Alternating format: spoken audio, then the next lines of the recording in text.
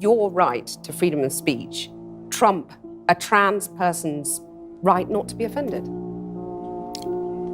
Because in order to be able to think, you have to risk being offensive. I mean, look at the conversation we're having right now. You know, like, you're certainly willing to risk offending me in the pursuit of truth. Why should you have the right to do that? It's been rather uncomfortable. Well, I'm very glad I put you on the spot. Well, I'm very glad that I've exercised my freedom of speech. You get my point. It's like you're doing what you should do, which is digging a bit to see what the hell's going on. So and that is what you should do. But you're exercising your freedom of speech to certainly risk offending me. And that's fine. I think more power to you as far as I'm concerned. Except you haven't sat there and... I'm just trying to work that out. I mean... Ha, gotcha. Jordan Peterson is here to break down wokeness, tearing it apart with every word.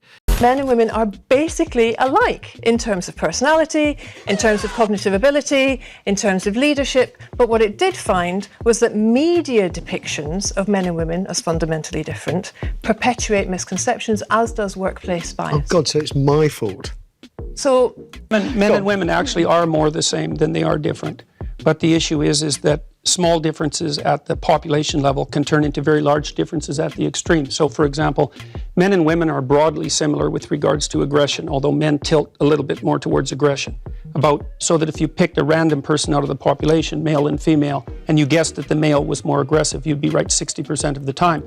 But if you take the 1 in 100 most aggressive people, they're all male. And that's why the overwhelming proportion of people who are in prisons are male. Now, do you want to equalize that? Just out of curiosity. What about bricklayers? They're 99% male. And we've got about 3/4 of the population now in universities in the humanities and social sciences are female. Yeah. Are we going to equalize that? And men work longer hours. They work more dangerous jobs. They're more likely to move. They're more likely to work outside. They're more likely to participate in jobs in the STEM fields that are scalable. They make more money for those reasons. And that's all hidden under the idea that the reason that men and women make different amounts of money is because of their gender. It's a very simplistic analysis, and trying to address I was just going to say, Sophie, can you come back on that? What I'm trying to equalise is opportunity and choice. Fine, let's equalise choice. You agree on that. But we won't get equal outcome now. Yeah, Jordan Peterson is right. Gender differences actually shape everything, from prisons to paychecks. Well, in Iceland, an energy company was about to go bankrupt. A new manager came in and said, OK, we've got to throw everything out and start again, and made a conscious decision based on his belief that it's a human right that men and women are paid equally. And so went out of his way to make the workforce within that company 50-50 as much as he could in terms of men and women being represented. So we're talking about engineers, we're talking about tradespeople, we're talking about in workshops, we're talking at the managerial level. If you hire 50% women engineers and 50% male engineers, then the women engineers are less qualified because the pool of engineers is lower among women. So you can't hire 50% women engineers without producing a decrement in the quality of the engineers. Bruh. Because this selection pool is too small. You can't do that on a large scale. You might be able to do that in one company.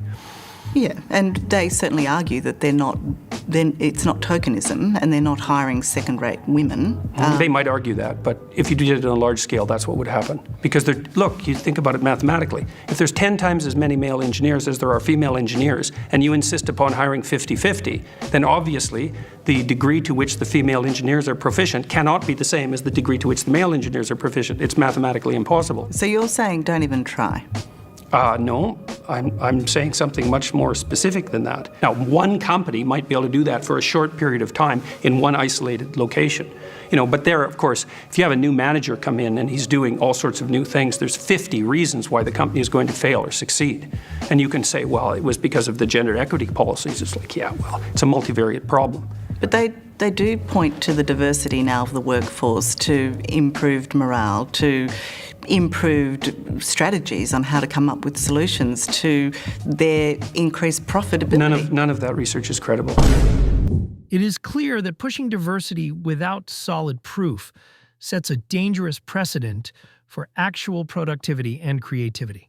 Are you against the use of alternate pronouns? I'm against the use of legislation to determine what words that myself and other people are required to utter. But would you use alternate pronouns if a student asked you to? I think I've made my position on that clear already. Well, perhaps not to our audience at home who are just being introduced to this. Would you use alternate pronouns? And why not? Because I don't believe that other people have the right to determine what language I use, especially when it's backed by punitive legislation.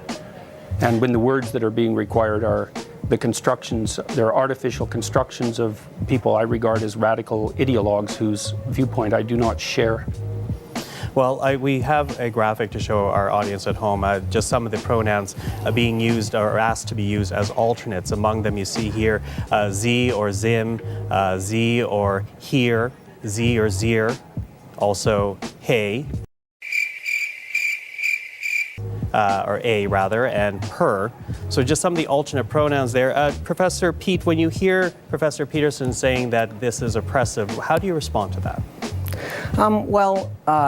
The Peterson drama has done real harm to real people on campus. He's made it harder to be transgender or non-binary. I know this from personal experience. I'm non-binary and transgender, and I know how it's felt to be on the U of T campus for the last month. And I also know from private communications with other affected people. You know, in New Zealand, where I grew up, academics have a statutory role enshrined in the Education Act to be a critic and conscience of society. So I think that's an idea worth exporting to Canada. So I'd like to give Peterson about a B+ for his critic role recently, and an F for the conscience part.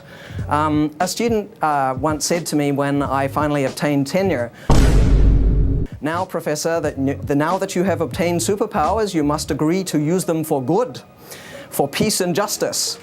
So I invite Peterson to start doing more of that. Well, Professor Peterson, those who are asking for this alternate use of alternate pronouns, they are saying it boils down to respecting their human rights. How do you respond to that? I don't think it boils down to respecting their human rights. I think that it's an imposition on freedom of speech that's being implemented at a legislative level. I also think that if there was a naturally evolving solution to the linguistic problem that's being posed by a small fraction of the transgender community, that people would have already adopted it. We've never had a situation in the usage of English before that required legislation to produce a transformation in the manner in which people spoke. Gotcha. Has a very dangerous precedent. So it's one thing to tell people what they can't say. So, for example, we have legislation making it illegal to do such things as deny the Holocaust. It's a completely different thing to demand that people use certain words when they're formulating their own ideas. And I mean, it's also absurd. I mean, here's one thing that's happened that I don't believe the formulators of this legislation ever foresaw. So in New York City, for example, there are now 31 protected gender identities. And I see no reason whatsoever why each of those gender identities can't demand the use of their own pronoun. And that absurd things like that have been happening on the University of Michigan campus, for example, where students have been given permission to tell faculty members and others what pronouns they're to be addressed by. And they're multiplying rapidly out of control. So the law is bad from an ethical perspective. It's sloppily written. And besides that, the solution that it imposes is practically untenable. Obviously, adopting alternate pronouns sets a risky precedent for free speech. So, that's all for today. Don't forget to subscribe for more insights and entertainment.